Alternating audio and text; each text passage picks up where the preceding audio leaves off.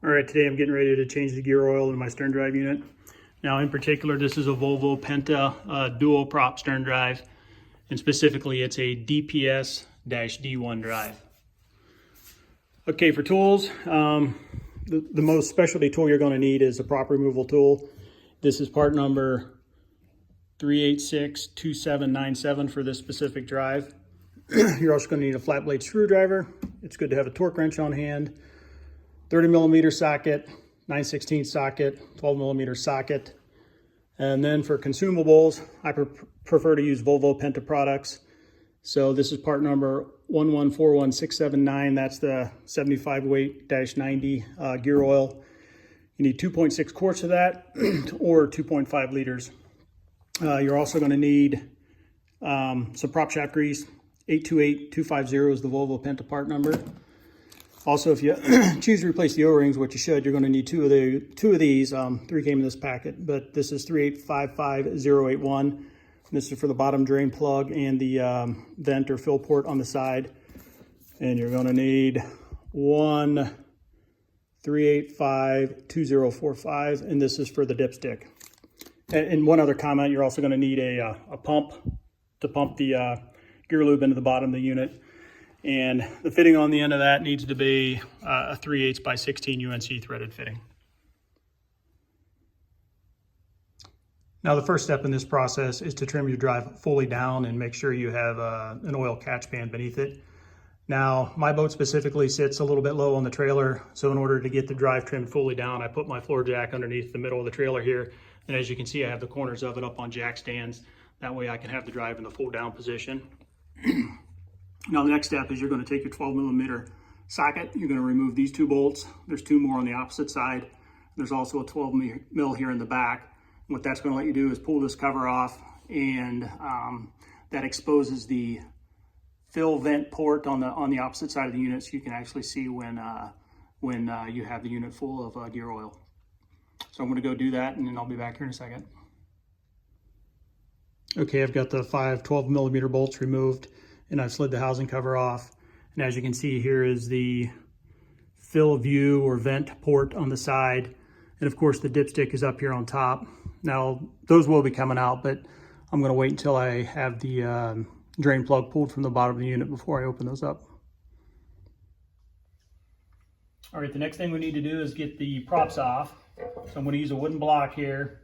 I'm gonna put it in front of the front prop to hold that tight. Now there's another way. If these are stainless steel props, so I don't have to worry about bending them. But if you have aluminum props, it also suggests instead of using a wooden block, just jump in the boat. And I believe you put it in forward gear to get this one off, and then change it to reverse to get that one off. But since these are stainless steel, I'm just going to use the wooden block. 30mm socket.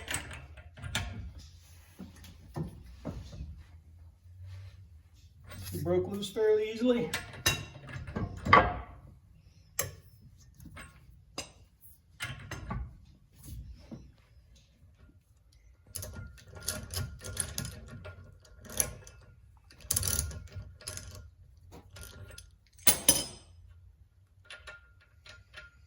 All right, so that nut's off, and as you can see, there's a chamfered edge on the front of it, so that's the way it'll go back on.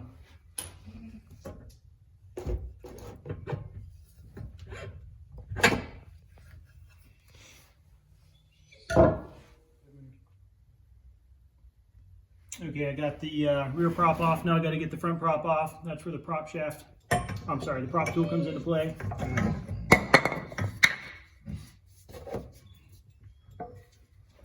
To readjust your wooden block.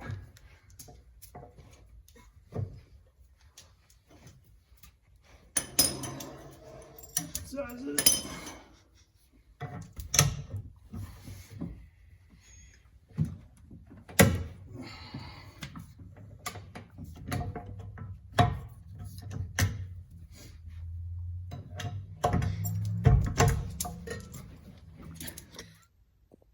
All right, sorry about the dog interruption earlier, and I have lost my cameraman. So anyhow, just a note, I did get the rear prop off, and as you can see, its nut also has a chamfered edge that goes on the front. And just to note, when I was trying to get that off, I pretty much fought it pretty hard for the first 3/4 of the way getting it off. As it turns out, there was a piece of crud in front of that nut that got wound into the thread, so I fought it for quite a while. Anyhow, got it off. Use some fishing line and stuff wrapped in there that I'll need to clean up. And actually, I thought this was a flathead screw, but it's actually a 9/16 inch bolt. So that's what I'll need to open up to start letting the oil come out. All right, going to remove the drain plug. Barely in there. Now this won't run out real fast because I haven't loosened the vent plug or the dipstick yet. So I'm going to do that now in order to release the vacuum. And that should start pouring out.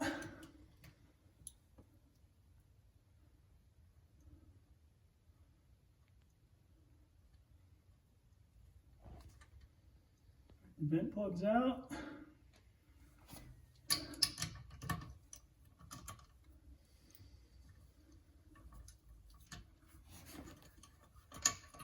And the dipstick plug. So there's about 2.5 quarts in there, so I'm just going to let this run out over the next several hours, and we'll come back and take a look in a little bit.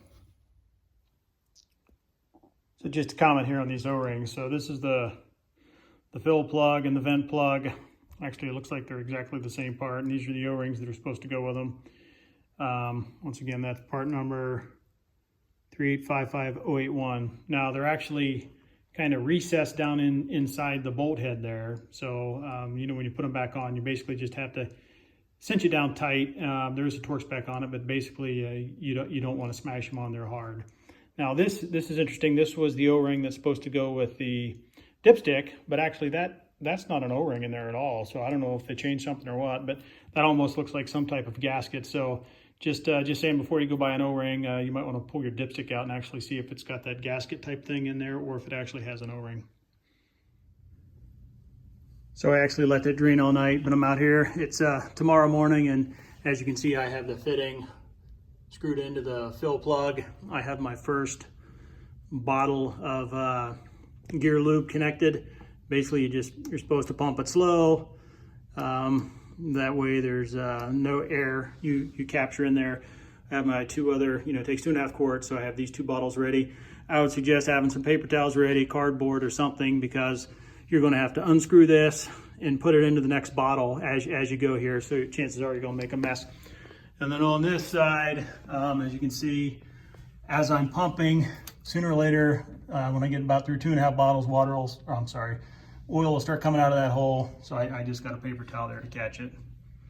So here I go. So I've emptied the first bottle, sucking some air. I just want to show you the procedure here. 2 over.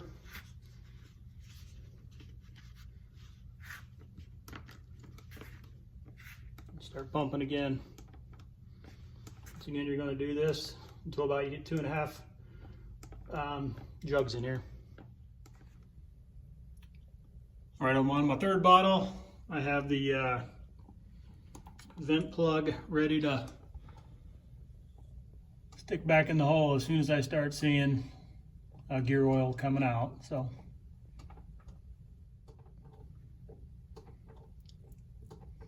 all right, there it comes.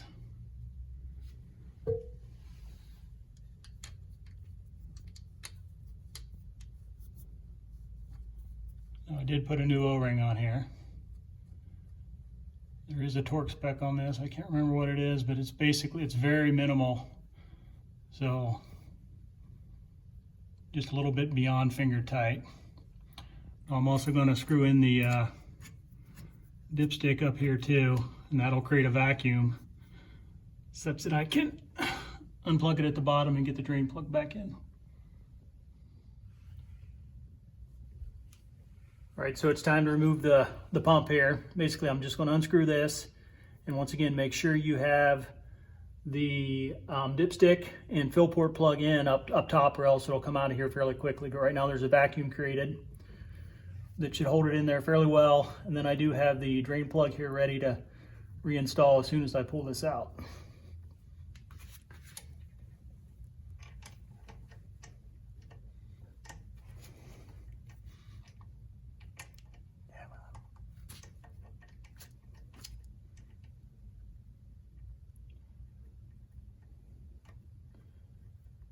very slippery.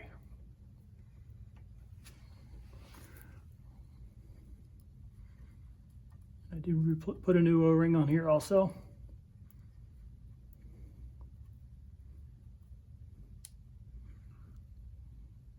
And what it states to do is get that hand tight. Then you're supposed to go back up top and check the dipstick and make sure you are on the fill line. And actually you're supposed to run the drive for a little bit to make sure you didn't have an air void in there. Now, since my boat's winterized, I'm gonna wait and do that in the spring. But the torque specs I did mention earlier, for the drain in the side port plug, it's 6.8 to 9.5 Newton meters. That's 60 to 84 inch-pounds. And the dipstick is 5.4 to 8.1 Newton meters, which is 48 to 72 inch-pounds. So, you know, foot-pounds, that's only about 4 to 5 foot-pounds for those. So there's very little torque pressure actually needed to be put on these 3 plugs.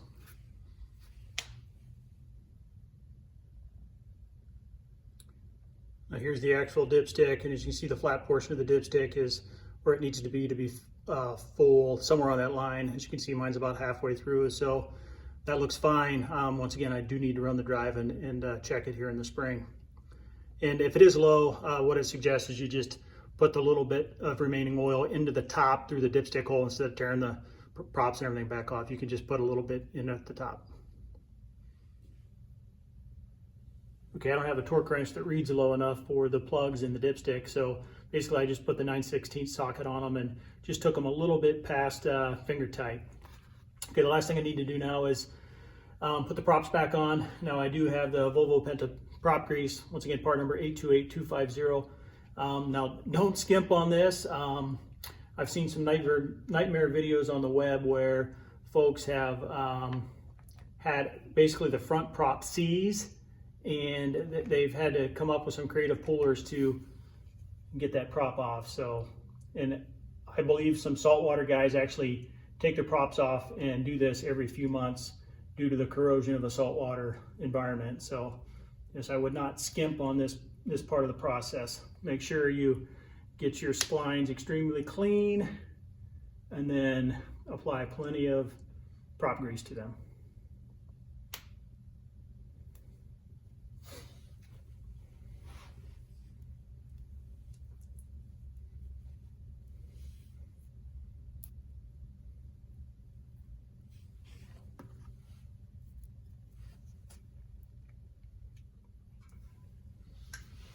It's time to put the props back on.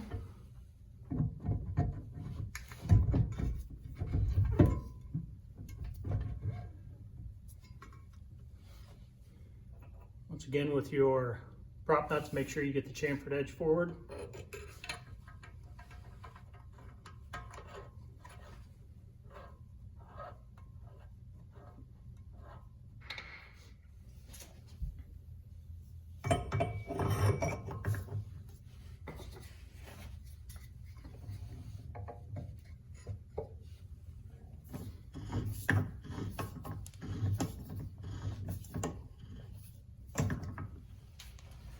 Now I do have a torque wrench for this one. This front one is 45 foot-pounds worth of torque.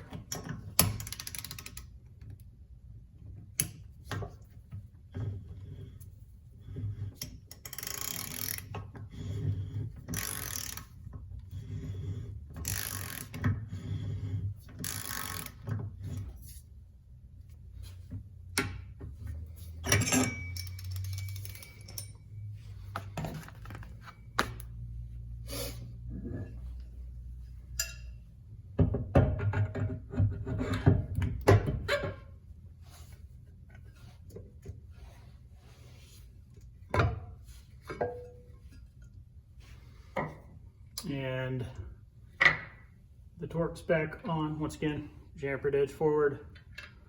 The torque spec on this rear one is 75 foot-pounds. So I'm going to have to reset my wrench here.